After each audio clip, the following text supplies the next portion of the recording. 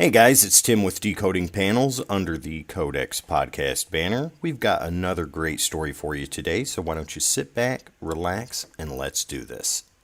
Hey guys, thanks for coming back to another episode of Decoding Panels, and we are just going to dive right into this. We've got What If number 24 from Volume 2, and this is What If Wolverine Were Lord of the Vampires. Now, the story was written by Roy Thomas and R.J.M. LaFassier. Arts and inks go to Tom Morgan, colors Tom Vincent, and letters Janice Chang. Now, I loved this issue as a kid. This was one of my favorites to read over and over. And with the What If series now on Disney Plus, and the guys on Codex podcast, Jamie and Sonny, covering it there, what better time than Decoding Panels and Codex podcast to cover such an awesome issue? I'm not going to go any more into it on the synopsis here. Let's just go ahead and dive right into this. Now, the issue here covers events that took place in Uncanny X-Men number 159. But what if? I think it's safe to say that we all know who the Watcher is at this point, but for those of us that don't, this here is the Watcher, and it is his fate to forever remain an inactive observer to the limitless possibilities in the multiverse for the Marvel Universe, and to show us, what if? And here, he asks that question, what if Wolverine had become Lord of the Vampires? Now, the Watcher takes us back to the events of Uncanny number 159, and he explains that Wolverine nearly did become, in fact, that. Now, the X-Men at the time, in part with Colossus, Wolverine, and Nightcrawler, are literally fighting for the fate of their fellow teammate Storm. And Dracula is really kind of giving them the business. Colossus is taken out. Wolverine tries to use the cross to stop Dracula, but, if you don't believe, then it's not really going to work. And even with Nightcrawler, who is in fact a Catholic, is taken out rather easily with lightning summoned from the heavens itself. Now, with the three X-Men down, Dracula summons Aurora Monroe, whom he had mesmerized earlier in the issue, to witness their demise, as Dracula lays forth his plans to finish them off. But Storm isn't having any of that whatsoever, and whatever enchantment Dracula had on her is gone now as she blasts him with a swift bolt of lightning. Now, Dracula was caught off guard, as it had been the love and devotion of one Kitty Pryde that had saved Storm's soul. Now, Storm's recovery made sure the X-Men would win the day, which added to a chain of events that made sure Dracula and all of his minions were finished in the Marvel Universe for good, or at least at that point in time. And with the help of Doctor Strange reading from the Darkhold, that was all but assured. But again, what if? What if Dracula had already taken enough of Storm's blood to kill her and turn her into the undead? Kitty Pryde's words would have fallen on deaf ears, and instead of blasting the true Lord of Vampires with a blow of electricity, she blasts her teammates instead. Now, Dracula drains each one of them in turn, starting with Wolverine, then moving to Colossus, and finally to Nightcrawler. And 3 days later, they rise as the undead. They are no longer heroes, but minions to the night, to evil. But wait a minute, wasn't there three of them? Where was the one called Wolverine? And in true Wolvie fashion and 90s dialogue, he makes his grand entrance. Right here, your batship. He almost says that with too much glee, if you ask me. Dracula is perplexed, but not completely off guard. Now, he's seen vampires like this before, and those that can resist the call of the Lord of the Vampires, and Wolverine seems to be doing just that. Now, Wolvie puts out the challenge to Dracula, and Dracula readily accepts that. But wait a minute. What's going on here? Wolverine can turn into mist already? Only a vampire with any sort of experience could do something like that. How is it even possible that he was able to learn something like that so fast? Now, almost as quick as he transformed into a mist, he turns himself into a wolf, much to Dracula's surprise. Now, the title, Lord of Vampires, really has a nice ring to it, and Wolverine wouldn't mind having it for himself. So he asks, rather nicely that Dracula just kind of handed over and take a long extended vacation somewhere else, probably to Transylvania or something like that. Now, Wolverine is expecting a fight, and Dracula shifts into his bat-human hybrid, and Wolverine kind of figured he'd do something like this. Now, with the quickness, Wolverine and Dracula have their final showdown. Now, Dracula had taken the title of Lord from his previous master, Varney, in much the same way, but things kind of come full circle here as Wolverine rips right into Dracula's throat, tasting his blood, and he really finds that it tastes good. Now, Dracula shifts back to his human form as Wolverine kind of does himself before Dracula demands that Wolverine finish this, and finish it quickly.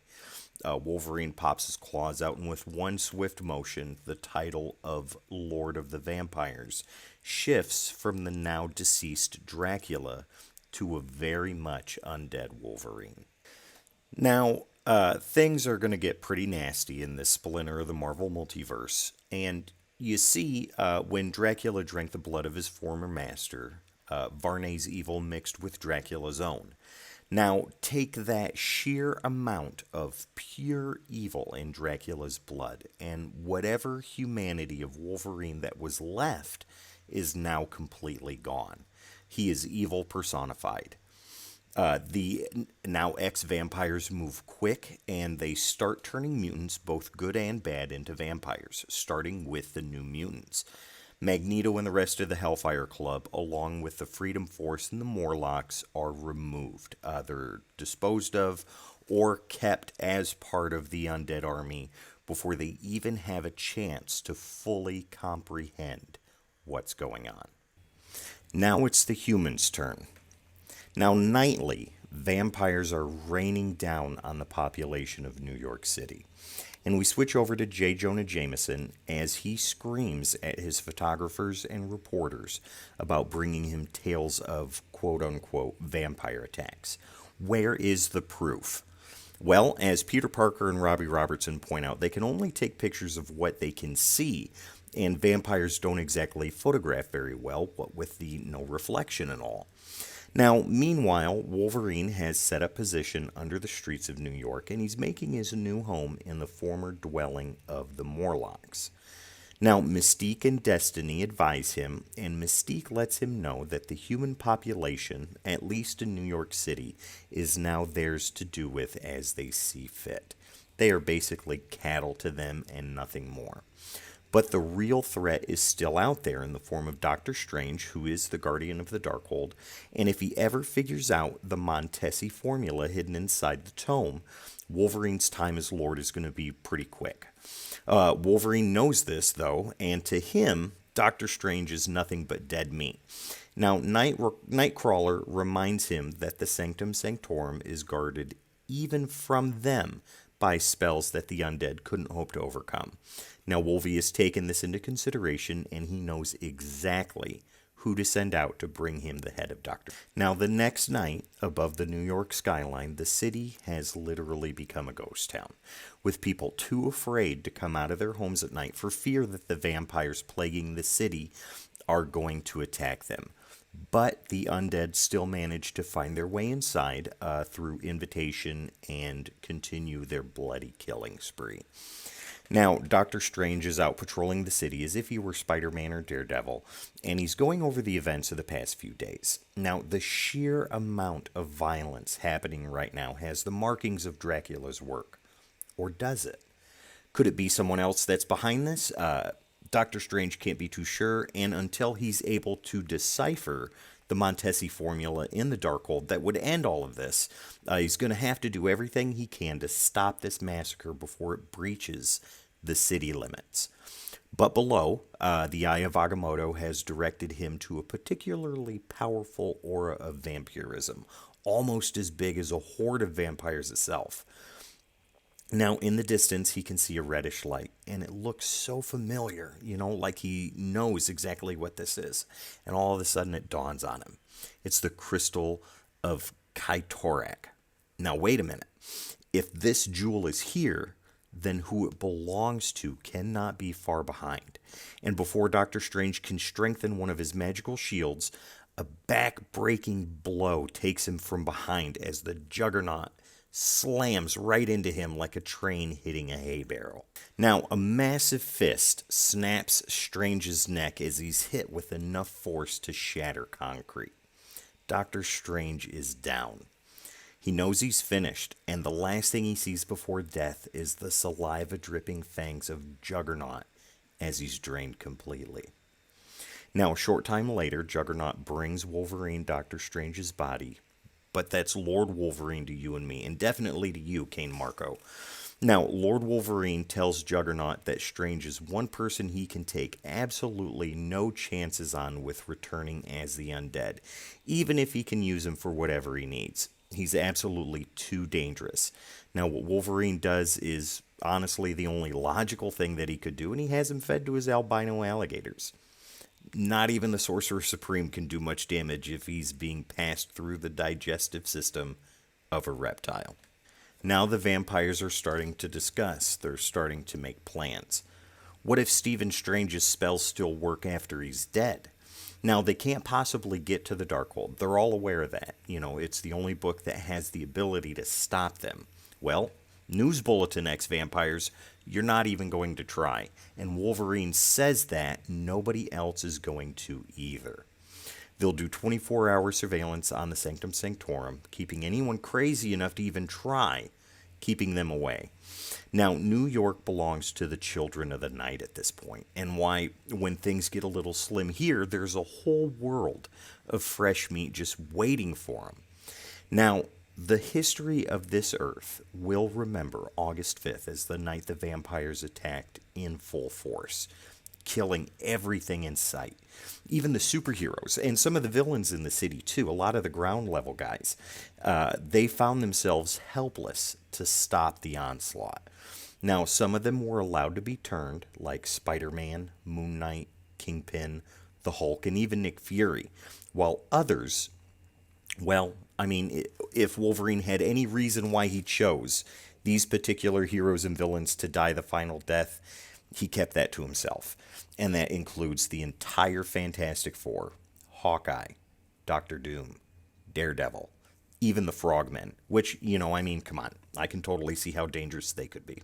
Now we're over at the White House, where the Joint Chiefs of Staff are holding an emergency meeting with the president.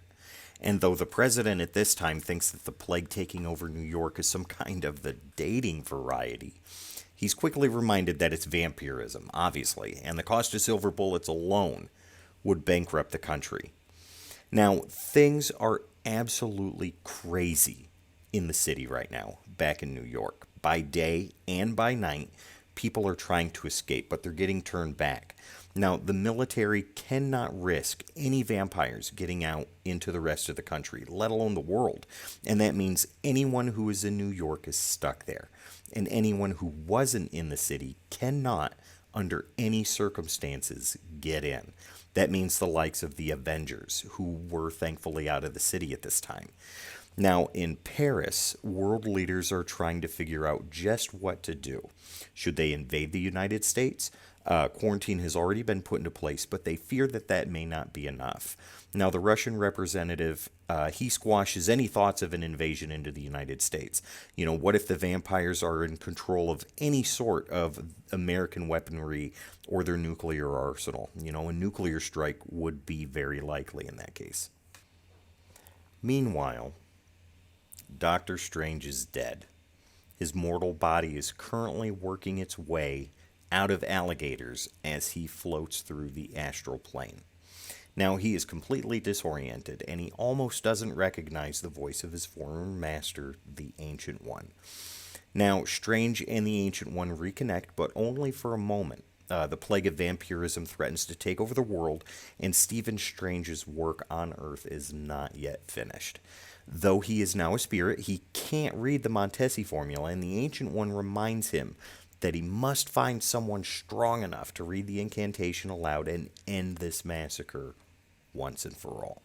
Doctor Strange comes back to Earth in the only form that he has now, and that is his spirit form. Now, there was so much that he wanted to say to his former master, so many questions to ask, and so much knowledge to gain. But there's going to be time for that later. Strange's place is here on Earth right now, and he needs to find someone crazy enough to go after the Darkhold and read that spell.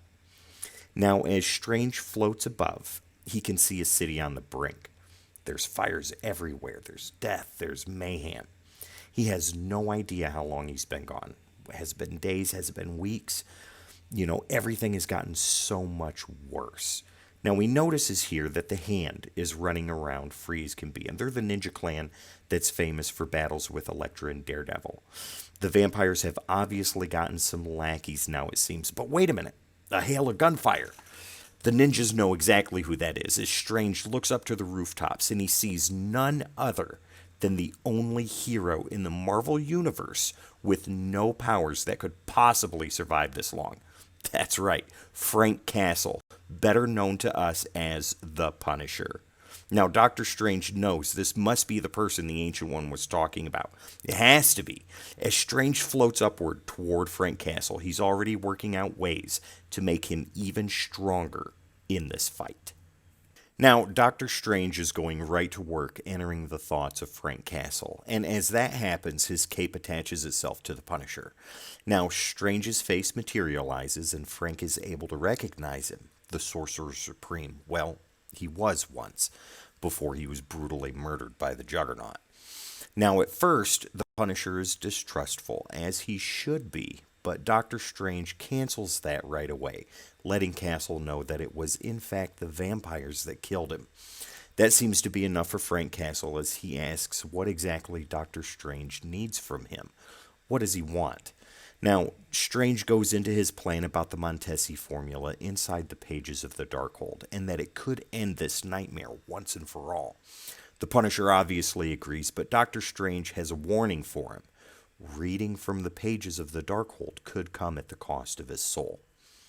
Frank Castle lost his soul the day his wife and kids were taken from him, and as he blasts that unlucky ninja into oblivion, he moves out. Now, the Punisher makes a stop at one of the many hidden arsenals he has in the city before making it to the Sanctum Sanctorum right at dusk.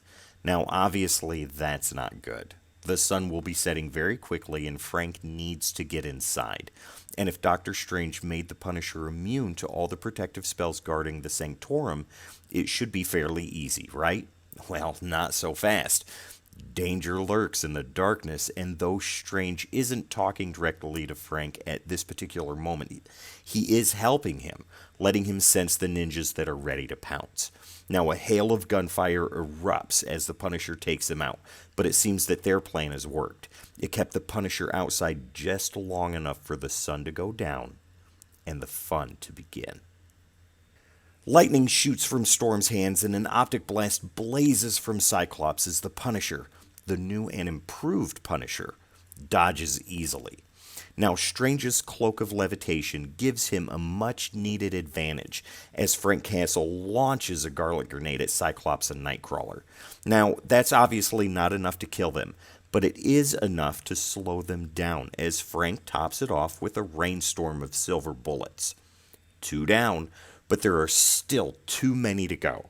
Now, Strange pops in, telling him to quell that kind of talk, and the Punisher reminds him that he is absolutely not quitting. This is something that he's going to see through right to the end, as Storm transforms into her bat form and lunges at the Punisher. His silver-tipped gloves tear easily into the membranes of Storm's wings as he apologizes for what he's about to do next. But Storm and Frank were never really that close. They weren't really close personal friends, so it's nothing personal at this point, as he treats her to some silver bullets. Now, let's not forget Colossus, and to him, Storm was a very personal friend, both in life and in death. Now, Colossus means to put an end to Frank, and he tells him that, soon enough, he'll join the ranks of the undead. Oh, those pesky silver bullets won't be able to break Colossus's metallic skin, and the Punisher knows that. Who said anything about wasting silver on him? Now, Castle blasts Colossus with the world's coolest super soaker, and though it may seem laughable at first, holy water, which this is, does have a rather nasty effect on vampires, metal skin or not, and Colossus is learning this unfortunate fact firsthand. Juggernaut comes in with a bone-pulverizing punch, but he's as loud as a herd of elephants, and Punisher easily evades catastrophe. Now it's down to the test of strength, and Punisher is no match for Juggernaut's sheer power, and he knows this. Even though he has Strange's cloak and his usual gadgets and weapons, Frank Castle knows he's no match right now, and the Juggernaut is taunting this very fact. But the Punisher is full of surprises as the Eye of Agamotto opens up and blasts the Unstoppable with a magnificent ray of pure sunlight. Needless to say, sunlight and vampires do not mix very well, and old Juggy bursts into flames, armor and all. Standing amidst the carnage he just unleashed on these undead former heroes and a villain, the Punisher makes a remark to Strange about the powers of the Eye of Agamotto and how a rather large sum of money could be made if they could mass produce them. Now, Strange does not find that funny at all and wonders just how Frank can be so callous at a time like this. The X-Men were friends of Stephen Strange, and if he's right, some of these mutants were friends to Frank as well. Now, Castle gets very serious. He's lost a lot of friends these past few weeks, even having to kill a few of them himself. But these mutants were no longer any sense of what they used to be before Castle got to them. Strange agrees, and he apologizes for being quick to judge. Now, just as they're about to head into the Sanctum Sanctorum, Dr. Strange senses an even greater presence, but it's too late.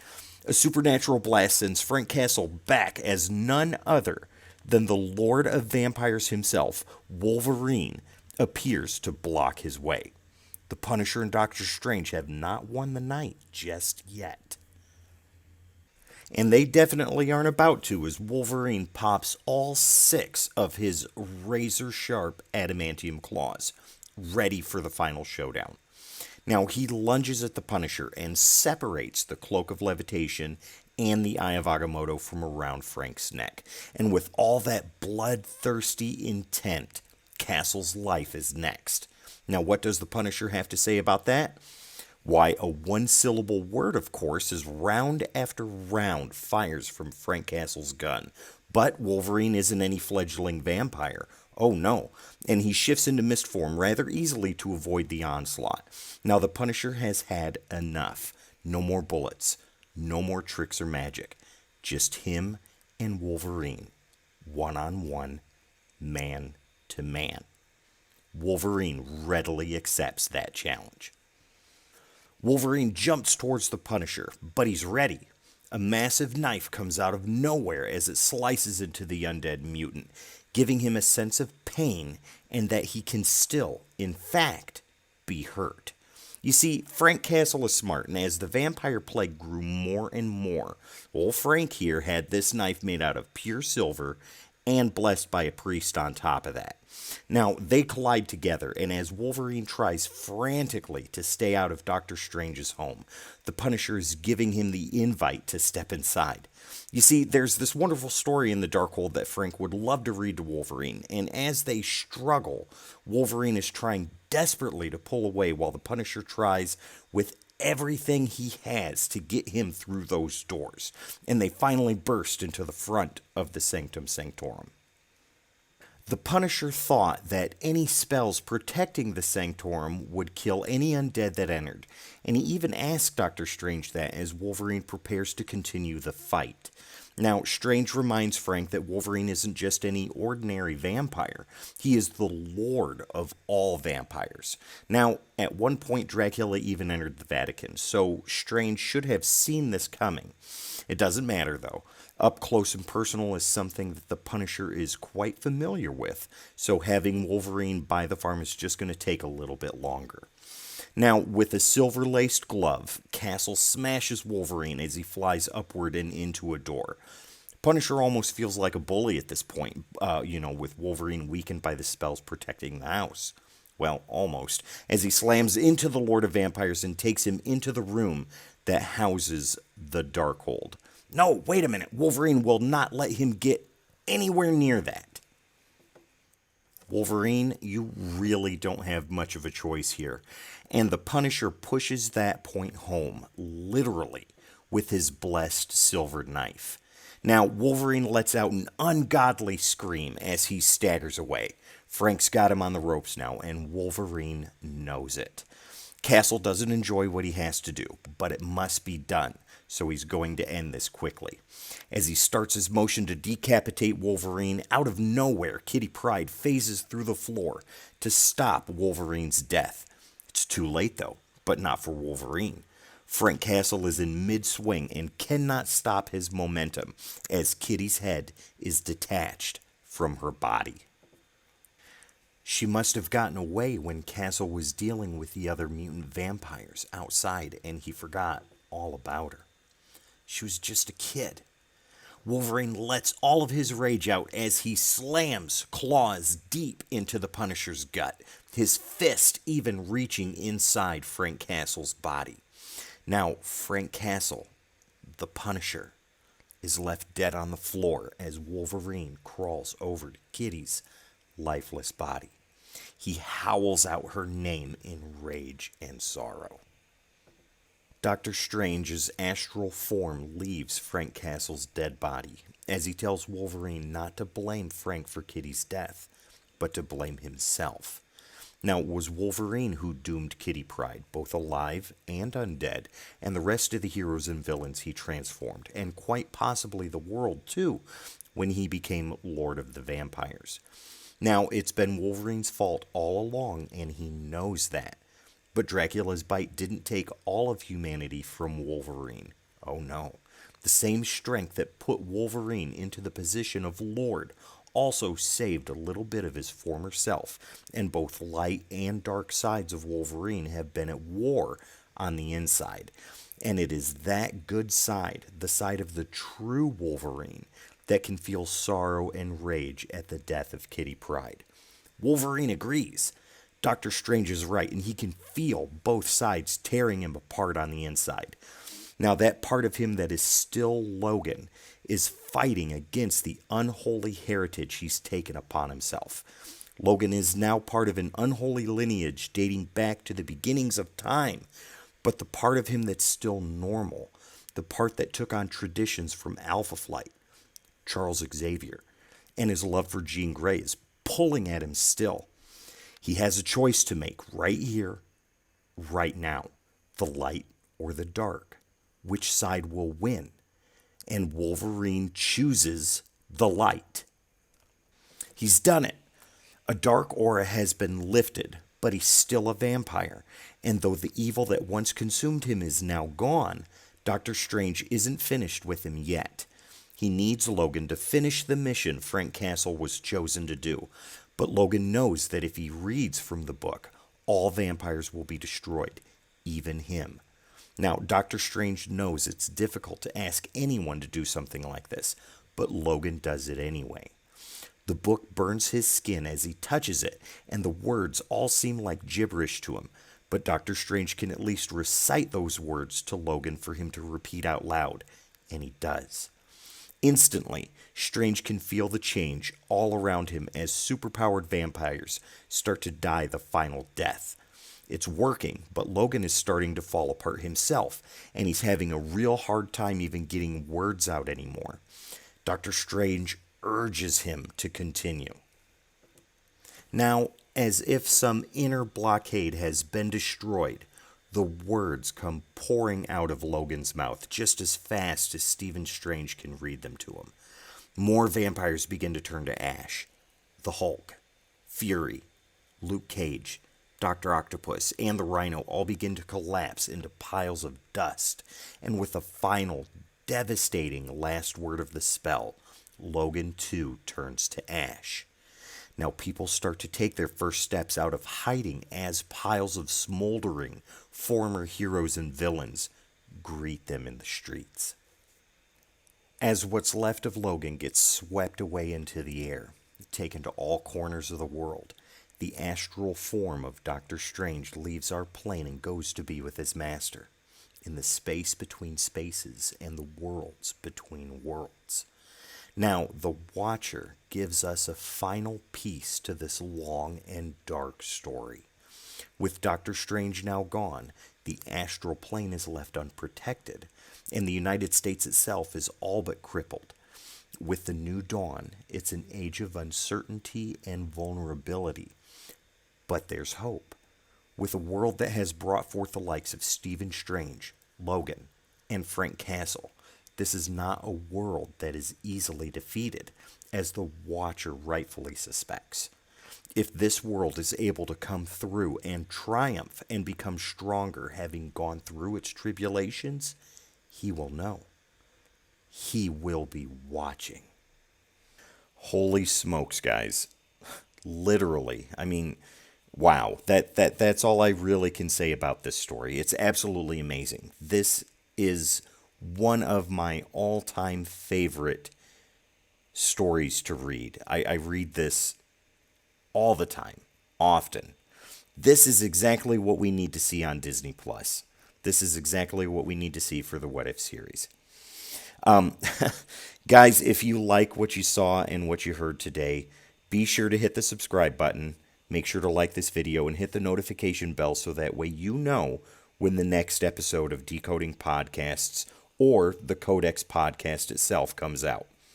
As always, my name's Tim, and this is Decoding Panels under the Codex podcast banner, and I will see you next time.